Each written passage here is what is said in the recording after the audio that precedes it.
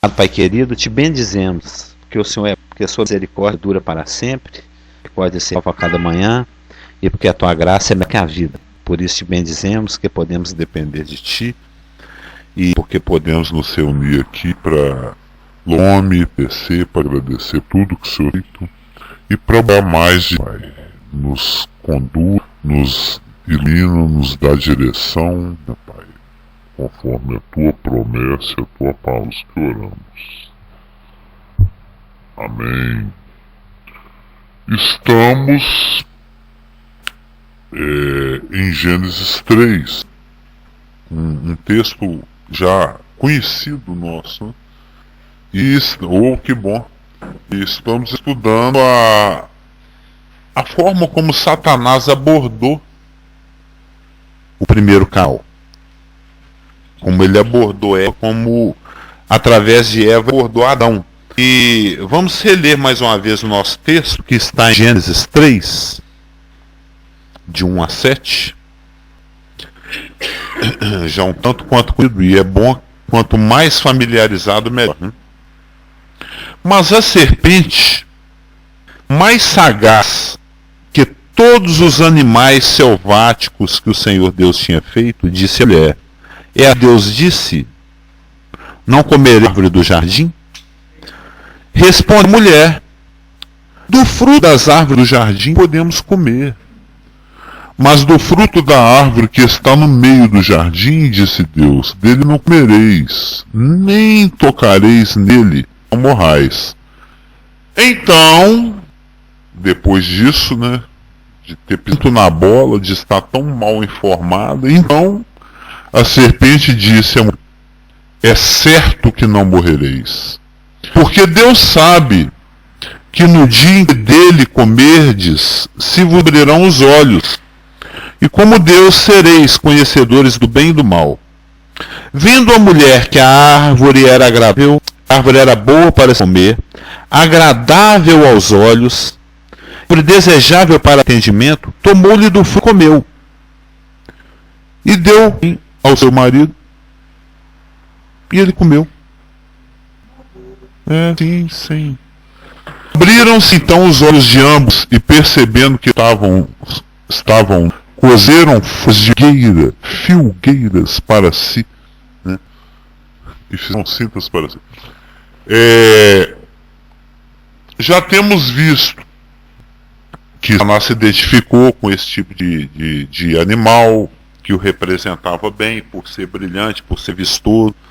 E como é que foi Pastor Geraldo? Você disse que o pastor lá que fez uma paráfrase boa com a frase aqui do Gênesis. Como é que foi mesmo? Ele falou: é assim que disse Deus? Ao telefone falou diferente. Deus quis dizer foi isso mesmo? Deus quis isso mesmo. Né? Ou seja, a serpente está cruzando para ver se ela cabeceia. E a bobona foi de cabeça na bola. Que ele jogou é como a gente falado isso, né? Ditados mineiros. Ele jogou um verde para colher maduro. Não foi, Clésio? Eu vejo nitidamente, ele jogou o verde para colher o maduro. Ou como que o pastor ouviu, como é que é? É porque o nome é difícil, né? Chibele. Parece aquela palavra que os parece aquela palavra que os benjamitas tinham que falar na ponte, né? Benjamitas, né? Que eles tinham um sotaque diferente. Eles falavam assim com o sotaque do sul. Pois é, teve isso aí já são outros 500, literalmente, outros milênios lá para trás. Mas Satanás abordou Eva, vamos ver onde ela sabe, né? Será que é isso mesmo que Deus disse? E propositadamente ele deu uma entortada na informação para ver até onde Eva sabia. E ele pôde perceber, Satanás pôde perceber que pela resposta da Eva, ela não está muito bem informada. É como aquele irmão vai à Praça 7 e evangeliza assim: eu aqui na minha Bíblia que 1000 chegará, mas 2000 passará. E como nós já passamos, nós estamos aqui dentro da misericórdia do Senhor. Então faça a sua parte e vai te ajudar. É algo mais ou menos assim, Satanás já observando que a Eva está mal informada. Ela está lendo Apocalipse 23, Apocalipse 24, está sumindo com Gênesis 3, ou seja, ela suprimindo coisas, acrescentando coisas, ela está mal informada. Lembra da resposta dela? Que ela suprimiu aquelas partículas que demonstravam a graça de Deus de toda a árvore livremente. Ela acrescentou, não tocareis, ela minimou o juízo de Deus ao não ter falado que era no dia e que seria certa a morte. Então, diante de uma Eva mal informada, de uma Eva confusa, de uma Eva que não estava sabendo manejar bem a palavra da verdade, aí Satanás tirou vontade, já que ela estava com a ótica distorcida. No caderno que acabou, a gente vai fazendo os adendos. Como ela já estava, ele percebeu, Satanás percebeu que Eva não estava manejando bem a palavra da verdade.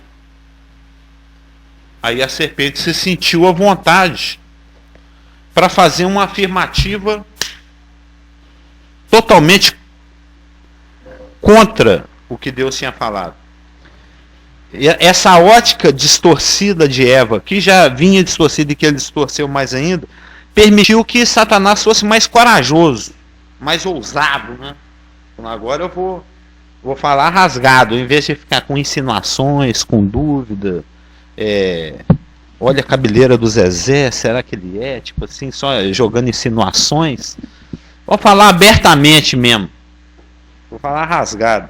Vou fazer uma negação frontal. Eu vou difamar Deus mesmo. Satanás está se preparando. Exatamente. Foi a deixa, né?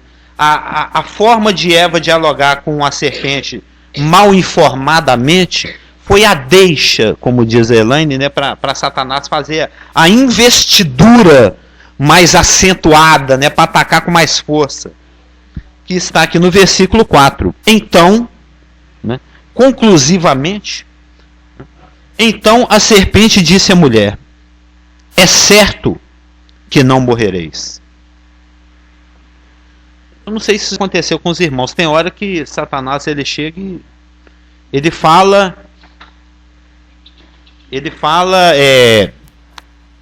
descaradamente. Bom dia. Estamos vendo aqui, irmãos, que como a Eva se mostrou desinformada, como ela não estava manejando bem a palavra da verdade no seu contato com a serpente, como disse Elaine, né, essa má informação da Eva foi a deixa, né, foi o gancho, foi a oportunidade que Satanás teve para fazer a afirmação do versículo 4. Então, a serpente disse à mulher: é certo que não morrereis. Cadê os meus adendos? É certo que não morrereis. Os irmãos observam que se Deus, no versículo 17 do capítulo 2, mas da árvore do conhecimento do bem e do mal não comerás. Deus falando com Adão. Porque no dia em que dela comeres, certamente morrerás. Existe uma colisão aí de informação. Um está dando a certeza da morte, a certeza do juízo, que é Deus.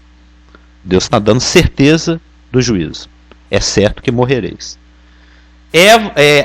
Satanás, ousadamente, está falando exatamente o contrário.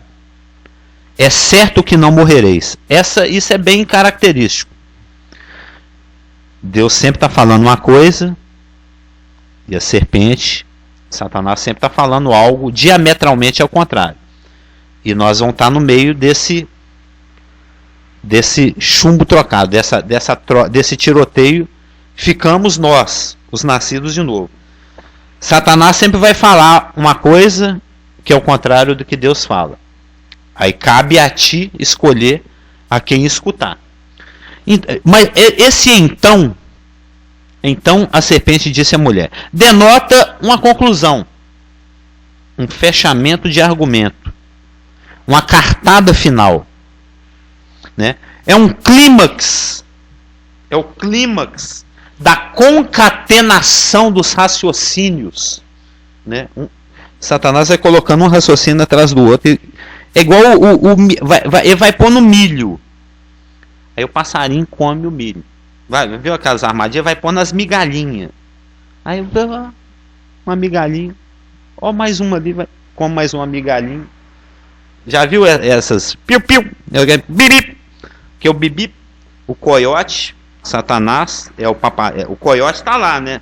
Aquela caixa da Acme. Inclinada com aquela varetinha. E a cordinha. E o papalégua vem lá. Come uma pipoquinha. Opa, mais uma pipoquinha ali. Come mais uma pipoca. Quando ele assusta, a última pipoca está debaixo do caixotinho da Acme. É onde a Eva está agora. Ela está ali pegando a pipoquinha debaixo do caixote e não vê que a cordinha vai ser puxada e ela vai ficar ali debaixo. Aí já era. Ou seja, isso é o clímax da concatenação dos raciocínios que Satanás foi jogando. Cada raciocínio, uma pipoquinha. E ela foi comendo. Porque agora ele vai colocar Eva diante de uma decisão que tem que ser tomada. Porque tem uma confrontação direta de duas afirmativas muito diametrais, muito antagônicas, muito uma contra a outra. É certo que morrereis, é certo que não morrereis. Um está mentindo. Alguém aí está mentindo. Não tem como os dois estar falando a verdade. É Deus e o diabo na terra, né? Tem até aquela musiquinha. Que Deus, quando você está falando uma coisa, mas você não está falando totalmente o que você deveria estar falando. Deus não está sendo íntegro. Como é que seria? Ele não está falando a verdade integral para o casal. Ele só falou uma parte da verdade.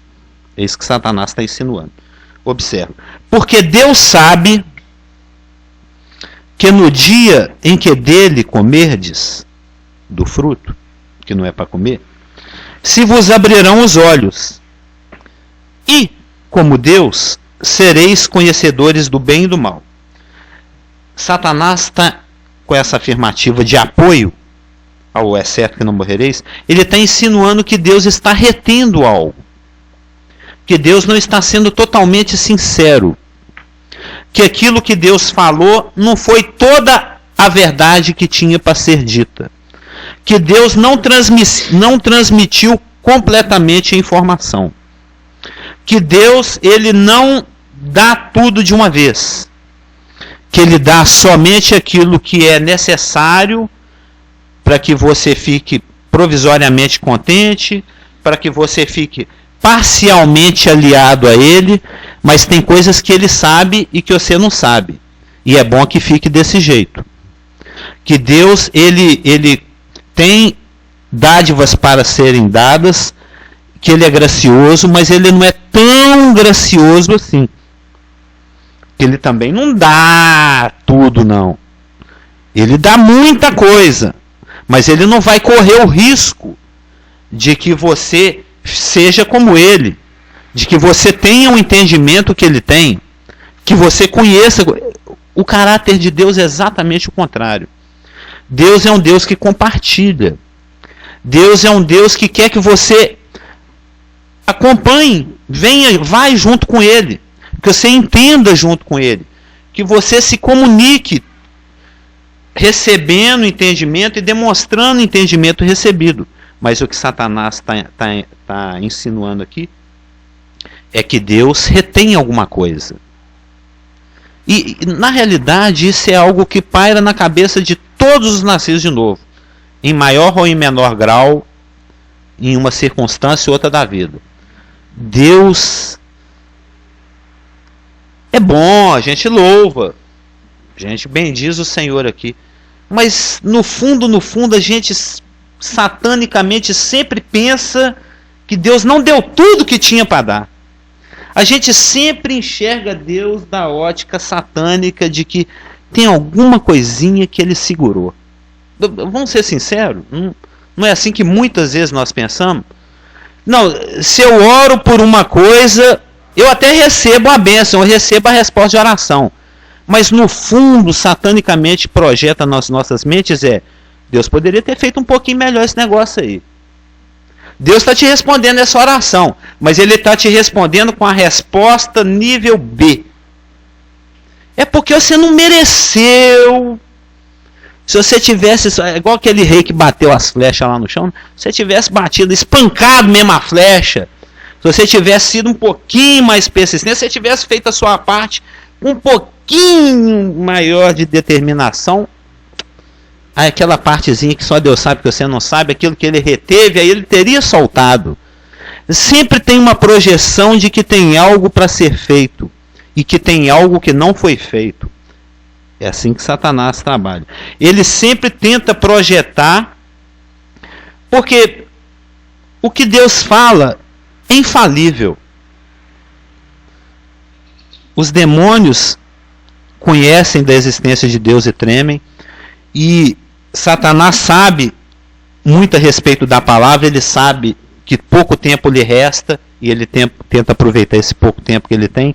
Então, que a palavra de Deus, no seu cumprimento, é inexorável, como dizia o nosso antigo mestre, que ela vai acontecer de qualquer jeito, é fato. Agora, Satanás tenta contornar de forma que ela não se torne prática, que ela não se execute nas nossas vidas, por causa da nossa incredulidade. Aí ele começa a fazer projeções. Ele começa a projetar algo a respeito do caráter de Deus e que não tem nada a ver com o caráter de Deus. Porque uma vez que a palavra é inexorável, que ela vai acontecer de qualquer forma, Satanás tenta neutralizar, ele tenta fazer com que ela seja inoperante, particularmente, na sua vida. Tanto é que quando, fazendo uma comparação com a passagem lá do semeador, que o que ali está sendo anunciado é o Evangelho, mas vão estender a nível de qualquer informação da palavra. Sempre que algo é lançado no nosso coração, pelo Espírito Santo, vêm os pássaros e tentam roubar. A ação demoníaca. Ou Satanás tenta usar o mundo com seus espinhos para tentar sufocar. Ou ele tenta usar as pedras da incredulidade natural para poder inibir o crescimento e a maturidade da palavra. Então, que ela é inexorável, que ela vai se cumprir, isso é fato. Mas então eu vou tentar fazer com que ela não se cumpra na sua vida. Como?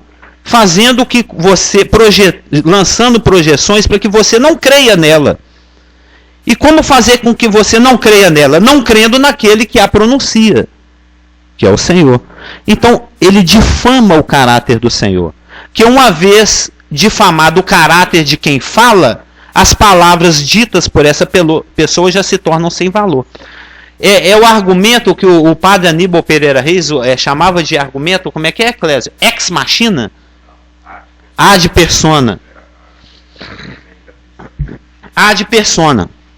Eu não posso detonar as palavras da pessoa porque elas já são reconhecidamente aceitas. Aí eu detono a pessoa. Não, o que o Lula falou é bacana, mas o Lula é um cachaceiro, é isso, é aquilo outro, e começa a difamar a pessoa do Lula, de tal maneira que a pessoa também não creia nas palavras do Lula. É isso que Satanás está fazendo. Ele vai difamar a pessoa de Deus para que Eva já não deposite tanta fé, tanta crença, tanta credulidade, para que aquilo que Deus falou já não seja tão estável assim, a ponto de ser merecedor de crédito. Ou seja, bem, se Deus retém algo para si mesmo, se ele é duplo face, né? Se ele fala uma coisa, mas age de outra forma, então o que ele fala não é tão digno de crédito assim. Então falar assim, é certo que morrereis, não é tão enfático, não é tão certo, não é tão inexorável assim. Se a pessoa é questionável, o que ela fala também é questionável. Deixa eu só ver o que está escritinho aqui, né? Podemos até ficar surpresos com a intensidade do dogmatismo da negação de Satanás. A gente não acha que até que ele exagerou um pouquinho, porque ele foi muito atrevido, mas ele não exagerou não. Por quê? Uma vez que ele está enfraquecendo a oposição de Eva, que se baseia na firmeza que o caráter de Deus transmite, enfraquecido o caráter, enfraquecida a minha confiança, então o que ele falou, como é que eu posso estar certo de que é fato, de que vai acontecer? Porque Deus sabe que no dia em que dele comerdes, se vos abrirão os olhos, e como Deus, sereis. Lembra lá de Isaías 14, Ezequiel 28, mais especificamente Isaías 14, sereis semelhante ao Altíssimo. É isso que Satanás está oferecendo a Eva. O que ele está oferecendo a Eva? Os olhos vão abrir. Até a proposta de Satanás insinua difamações ao caráter da pessoa de Deus. Deus sabe que no dia em que dele comerdes, se vos abrirão os olhos. Então isso quer dizer que você é um ignorante. Isso quer dizer que Deus está mantendo seu olho fechado. Isso quer dizer que conviver com Deus é estar em estado de ignorância. E a gente recebe esse tipo de acusação praticamente todo dia. Ser crente é ser trouxa, é bobo, é burro. Crente é burro. Crente não pensa, né? Crente é proibido de pensar, ele tem só que balançar a cabecinha. Não, eu fui com um dia de nascido de novo, eu nasci de novo no dia 14 de novembro de 1981. No dia 15 de novembro de 1981, meu irmão já queria me trancar no quarto para eu não ir no culto de domingo. Falou, fizeram lavagem cerebral no Magrelo. Deu um apelido. Não, trancaram esse menino num quarto, arregalaram o olho dele, puseram filme de nazista para ele assistir. Porque ele não é o Carlos Amil de ontem mais não. Cadê meu irmão? Fizeram lavagem cerebral dele. Satanás está dizendo o seguinte: Deus tem te mantido em estado de ignorância. Deus está tampando seu... Ele é que é o Deus desse século que cega o entendimento das pessoas para que eles não vejam o resplendor do Evangelho na pessoa de Cristo. Mas ele está falando, Deus está tampando seu olho. Você está cego. Você está com o olho fechado. Você é um ignorante. Você é burro. Você não sabe das coisas. Deus sabe. Você não sabe. Esse é o estado que você está convivendo com Deus, é esse. E como Deus sereis. Deus sabe que no dia deles comer, se vos abrirão os olhos, e como Deus sereis. Ou seja, você está, além de ser ignorante, além de ser burro, além de não saber as coisas, porque Deus está escondendo você, porque Deus está tampando seu olho, você está num estado de inadequação. Você é inadequado. Você não serve. Você tem que mudar, você tem que passar para outro plano. Você tem que ser Deus. Porque esse nível que você está nele aí é um nível de inadequação. Estado humano. Você tem que ser igual a Deus. E você não sabe de nada. Você não conhece o bem, você não conhece o mal, você é um ignorante total.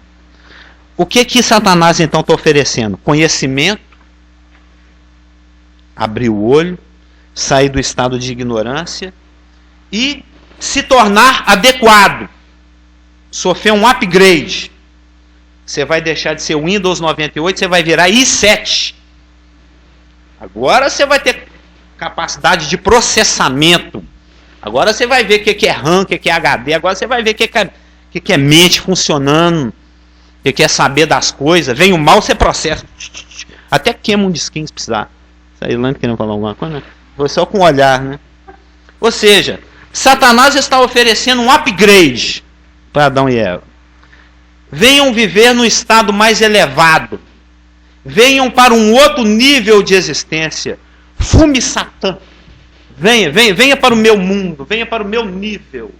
Venha viver comigo. Deixa Deus lá embaixo. Aliás, ali do lado, né? Que ele não quer ser maior que Deus.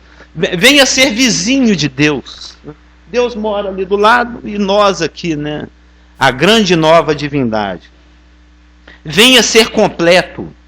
Saia do seu estado de inadequação. Saiba de tudo. Saia do seu estado de ignorância. Abra os olhos. Abra a boca. É royal, né? Tem um monte de... Se você pensar, tem um monte de propaganda que é um apelo com a oferta. É um apelo com uma oferta. Né? O marketing é coisa antiga, né? Vem desde o Éden.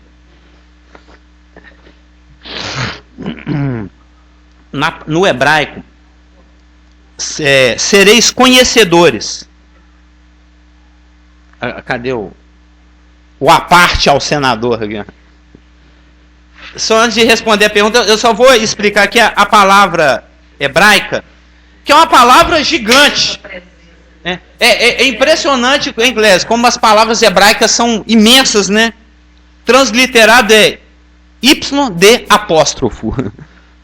Que desce um iode, sei lá o que, né? YD apóstrofo. Eu não sei pronunciar YD apóstrofo, não. Como é que seria aí? Yad. É a palavra conhecedores. A palavra conhecedores aqui no hebraico não significa apenas o saber intelectual. Aquele que a gente turbina para fazer Enem, né? Não é só o saber intelectual, mas tem o sentido mais amplo.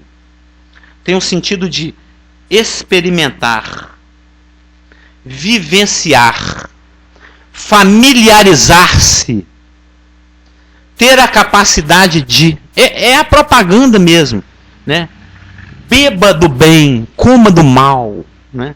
Experimente, vivencie, saiba como é, tenha a sensação de viver o mal, venha sentir o gosto do bem. É isso que Satanás está fazendo, está oferecendo um produto.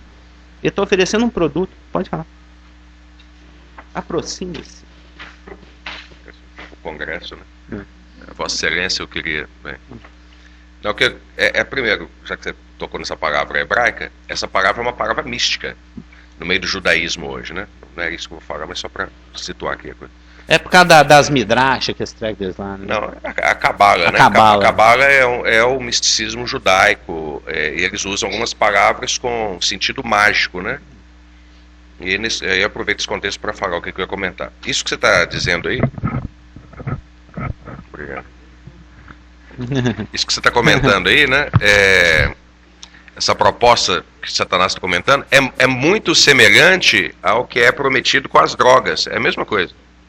O que Satanás está prometendo é um alargamento da consciência. Exatamente.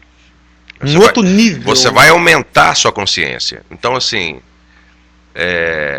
existem hoje, né, assim, várias formas de identificar essa variação dessa proposta, que pode ser através da maconha, a cocaína, a merla, né, que era usado, e é usado até hoje por músico, por artista, exatamente como uma forma de alargar a consciência para que ele possa escrever melhor, para que ele possa produzir melhor, para que ele possa dirigir um filme de cinema melhor, né? É uma coisa comum. Tem um livro escrito há mais de 100 anos, 150 anos, do Aldous Huxley, né? Que foi quem escreveu o do Mundo Novo? O Admirável Mundo Novo. Ele escreveu um livro chamado Do Céu e Inferno, que ele trata muito essa questão, né, de como que a música na igreja é usada também com esse sentido, né, o jejum é usado nesse sentido, assim como várias drogas, né, como o açúcar, o café, para ficar mais próximo de coisas que a gente acha que é tudo muito bom, assim, né, a gente não sabe dos perigos, dos excessos das coisas, né. Fica preocupado com a cocaína, com a maconha, né? Mas tem o açúcar e a Coca-Cola também.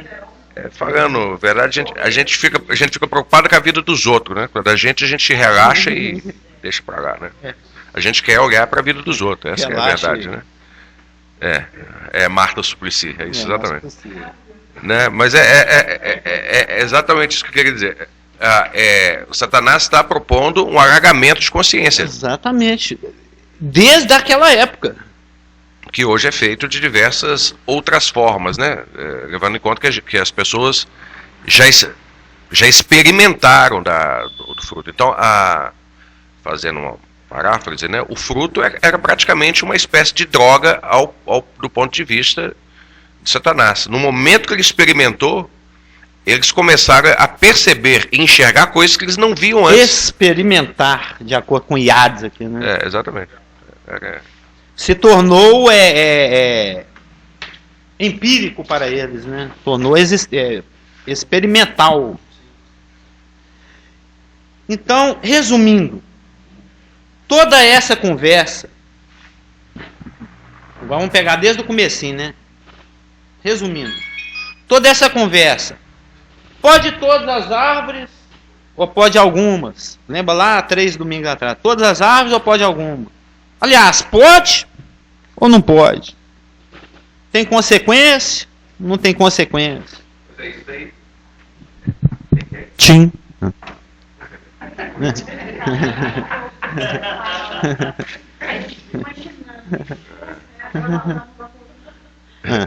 Vai, Cléber. Às vezes a pessoa que assiste tem essa vantagem de não estar entendendo o que eu estou falando.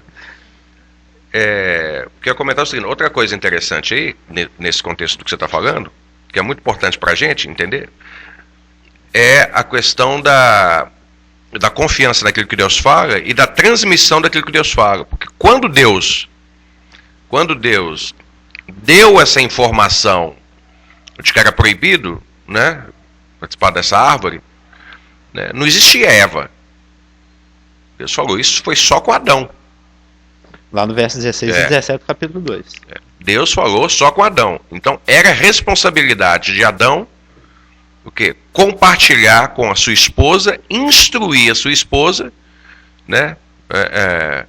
Instruir a sua família, que no caso era só a esposa, né? Eu estou falando. Que é o modus operandi da fé, né? Para evitar aquela ideia maluca, assim, não, é porque o homem, ele tem que mandar na mulher. Não é essa a questão. Deus não vê as coisas desse jeito. Deus fala assim, não, a submissão é o homem, a autoridade, o homem mandando na mulher. A Bíblia não ensina isso. Isso é o que o mundo fala que a igreja ensina, e algumas igrejas ensinam realmente esse tipo de coisa, mas não é o que a Bíblia ensina. Né? Então, assim, eu estou querendo dizer o seguinte, brancão que eu digo. Quando Deus... que tinha um irmão aí que o pastor instruía a irmã a amarrar para o marido. De uma sabedoria, né? Então, assim, quando Deus, ele dá uma informação para e nós... substituiu o marido depois. Quando Deus dá essa informação para Adão ou para a gente tem que ter a responsabilidade de transmitir essa informação com idoneidade. Eu estou escutando aqui você falar algumas vezes, né? E algumas pessoas também chegaram a comentar, o fato de não, Eva acrescentou essa informação, a Eva aumentou. Como que você sabe que não foi Adão que aumentou para Eva? Você não sabe. Exatamente.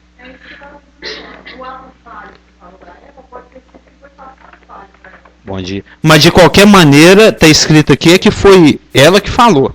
Não, ela que falou. Mas é por isso que eu estou dizendo. Como Deus falou, foi com Adão. Você não tem essa informação com certeza de que primeiro, de que Deus não falou aquilo. Segundo, de que Adão transmitiu corretamente. Né? Isso faz a gente pensar em pessoas que estão na posição como a sua, aqui na igreja, por exemplo, e a do Geraldo, que estudam a Bíblia, preparam o nosso alimento em casa para poder servir aqui, a papinha, né? Preparam o alimento para servir aqui. A responsabilidade que vocês têm de serem fiéis na transmissão daquilo que Deus dá para vocês é muito grande. Né? A nós cabe a responsabilidade de, no sentido grego da coisa, de julgar o que vocês estão dizendo, avaliar a luz da palavra de Deus e levar para a prática da nossa vida. Né? E levar para a prática da nossa vida. Exatamente. Né? Agora, a de vocês é mais do que isso, né? Deus exige a responsabilidade da transmissão fiel. Vocês têm a responsabilidade, né, de transmitir com fidelidade. Por quê? Porque da mesma forma como Satanás usou aquilo que Deus transmitiu diretamente para Adão, e Adão transmitiu diretamente para Eva, né? Da mesma forma, Satanás se aproxima de nós, né? E também testa a fé do irmão em cima daquilo que você disse daí de cima. Com certeza. Absoluto. Né? Então, a palavra doce que eu tenho para vocês dois aqui nesse momento é o seguinte: vocês são responsáveis. Sim, claro. Vocês são responsáveis na transmissão da palavra de Deus, né? Vocês são responsáveis por estudar a palavra com mais esmero do que o Joel. É o que fala lá em Romanos. Né? Assim. Mas como disse a Marluce lá em casa, mas é muito mais sério ouvir de Deus do que ouvir do Adão. Sim. Como para ela foi mais fácil desobedecer, porque é o marido que tá falando também, não é Deus que sim, fala. mas como Deus estabeleceu na igreja o princípio de entregar pessoas com dons, exatamente, de transmitir, então isso é inescapável, não precisa estudar, de conferir, como os iberianos, de conferir, né? Então, amém. Vamos encerrar. Então, resumindo, tem consequência, não tem consequência? Pode comer de todas as árvores, não pode comer de todas? Será que pode, será que não pode? Toca ou não toca? Chuta ou não chuta? Come ou não come? Resumindo o que Satanás está querendo dizer, ó, isso tudo aí é ameaça da divindade egocêntrica. Isso é um Deus egocêntrico, insatisfeito, é cheio de exigênciazinha. Deus é assim mesmo, esse negócio de pode, não pode, não leva a sério. Verso 6. Vendo a mulher, já não sabe quanto tempo ela ficou olhando, né? Satanás agora vai deixar a Eva com seus pensamentos. As sementes de destruição já foram lançadas. Deixa a Eva agora ela lançando um olhar diferente para a árvore, né? Vendo a mulher. Ele deixa a Eva lá em silêncio, contemplando o fruto. Está no gerúndio aqui, né? É o continuous tense, né? É um momento de contemplação. Ele deixou a Eva lá contemplando, olhando demoradamente para aquele fruto, contemplando a desobediência, avaliando o custo-benefício, né? Tem esse lance aí de morrer. Eu vou ser igual a Deus, hein? Se comer, morre. Mas eu vou subir de plano, hein? Vou para outro plano. Como é que eu anotei aqui?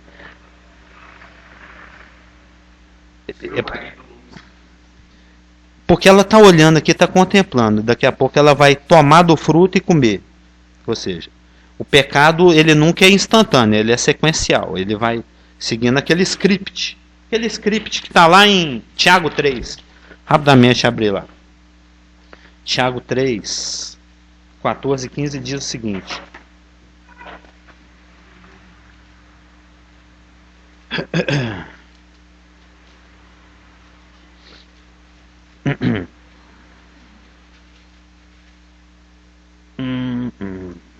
É 1, 14 e 15. Ao contrário, cada um é tentado pela sua própria cobiça, quando esta o atrai e seduz.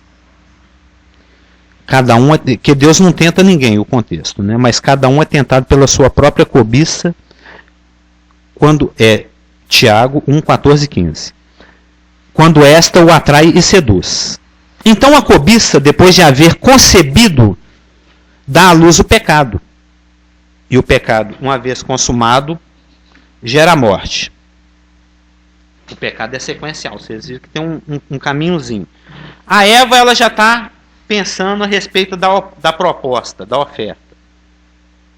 Ou seja, a mente dela já está sendo invadida com a análise do custo-benefício. Bem, ela é boa para comer, né? Pelo menos se eu tiver com fome, ela vai matar a fome. Bonita também ela é. Não, porque tem comida que a gente come com o olho. E tem comida que é terrível, né? É horrorosa. Ela é super nutritiva, mas não é aquele gembezão todo misturado. Conhece o gembê? O gembê, quando você mistura tudo, fica aquela aparência horrível, mas você come porque você está morrendo de fome. Não era o caso da fruta aqui. A fruta é bonita, devia ser reluzente. Não sabemos que cor que era, mas era bonita, era agradável. Nossa, essa fruta parece que é as do mercado central, né? Toda reluzente. E com uma característica que as outras não tinham. Agradável para dar entendimento. Ou seja, querer ela já quer. Só falta é a ação. Porque é a ação que vai gerar a morte.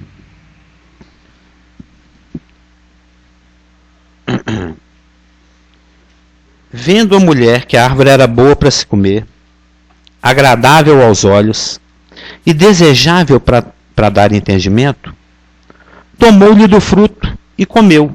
Ou seja, ela avaliou o custo-benefício, aí ela chegou à seguinte conclusão: os benefícios são grandes. Os benefícios são grandes. As consequências até que são razoáveis, né? Morrer, essa coisa toda, mas elas são improváveis. Porque Deus é bonzinho, no final das contas, acho que ele não vai levar isso em consideração, não. E comeu. Observa que a Eva comeu após todo um processo de engano. Após todo um processo de condução de raciocínio. Mas engraçado é que o marido é uma coisa tão instantânea, né? E deu também ao marido, ele comeu. É como se diz, literalmente na boa, né?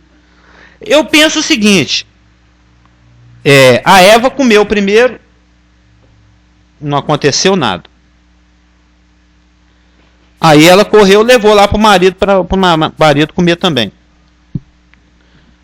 Eu acho que é um pouco até natural esse negócio. Deus falou que se comesse morreria. A Eva comeu, não morreu.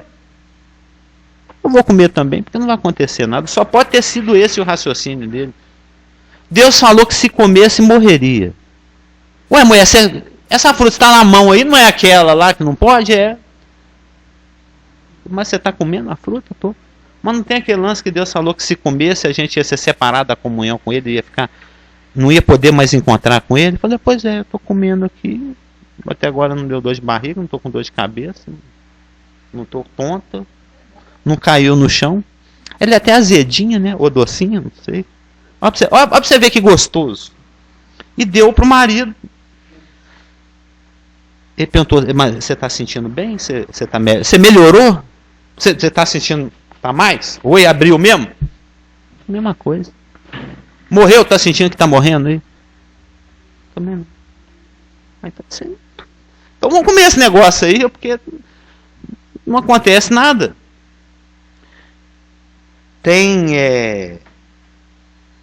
Eu li que existe a possibilidade de que Adão estava presente ao lado. Você já leu a respeito disso? Porque a nossa tradução não tem isso, mas tem uma tradução, é aqueles textos em que não aparecem todos os aquelas partículas que não aparecem em todos os textos, igual aquele lá do Romanos 8:1, né, que diz o seguinte. Oi? Entre colchetes, seu parente costuma vir, né? Vendo a mulher que a árvore era boa para se comer, agradável aos olhos e desejável para dar entendimento, tomou-lhe do fruto e comeu. E deu também ao marido com ela, e ele comeu.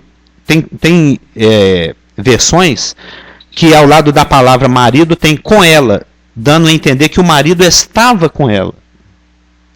E deu também ao seu marido com ela, e ele comeu, como se fosse uma adjacência, como se ele tivesse ali próximo, durante todo o diálogo. E o engraçado é se ele estava ali ao lado mesmo, porque que ele ficou tão calado, né? E por que a serpente se dirigiu à mulher? Não, você falou há 10 minutos atrás, Satanás deixou ela sozinha, então não estava lá. Então, existem duas... Agora a serpente está ao lado. Não entendi. Você disse aí, há 10 minutos atrás, que a serpente deixou Eva e Eva ficou lá. Ah, sim, contemplando. Deixou no momento de contemplação. Fica olhando para o fruto aí, vai avaliando. É quando o vendedor deixa o cliente com a mercadoria. A serpente não estava lá. Sim, eu estou falando lá no Gênesis 3:1 era serpente, mulher e homem. E tem quem crê que era só serpente e mulher.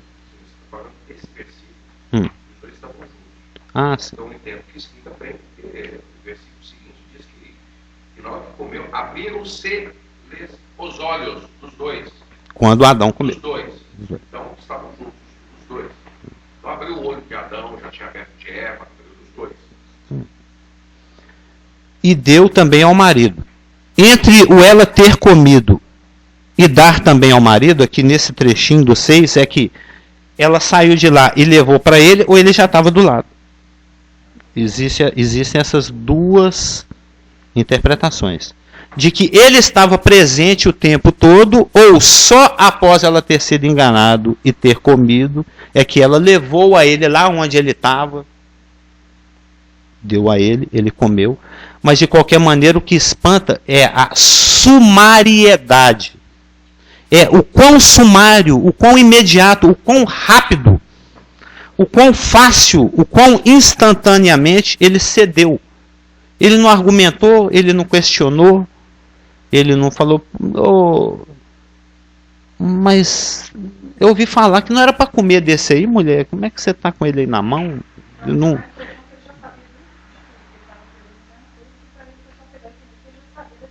Ele já tinha acompanhado o argumento e já estava tão enganado tanto quanto.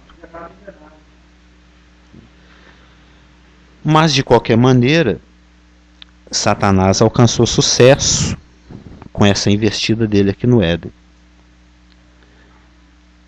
A consequência disso, dessa conversa, é que o homem caiu e que o homem foi levado à desobediência. E com isso a morte foi introduzida na raça humana. A consequência da parte de Deus é que em Gênesis 3,15 ele vai fazer uma promessa de desfazer todas as consequências desse ato, não é nem impensado, né? Esse ato pensado de Eva. Em Gênesis 3,15, a promessa da semente da mulher.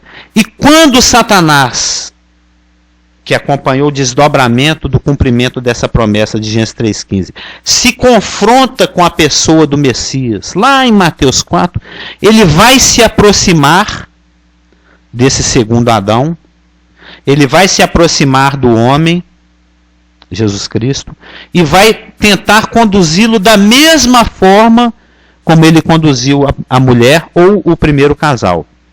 Ele vai tentar obter sucesso da mesma forma como ele obteve com o primeiro casal. E nós vamos ver como é que Jesus Cristo vai contra-argumentar, como é que ele vai se relacionar com Satanás em ação, com Satanás operando, com os argumentos de Satanás. Aí nós vamos poder fazer um contraste de como foi a resistência ou como foi a reação de Adão e Eva ao approaching, né, a aproximação de Satanás, e como foi a reação de Jesus Cristo à investida e à aproximação de Satanás. Aí a gente traça um paralelo e a gente tira conclusões. Ó. Não devemos agir assim e devemos agir assado. Clésio, um adendo último? Não, é uma provocação.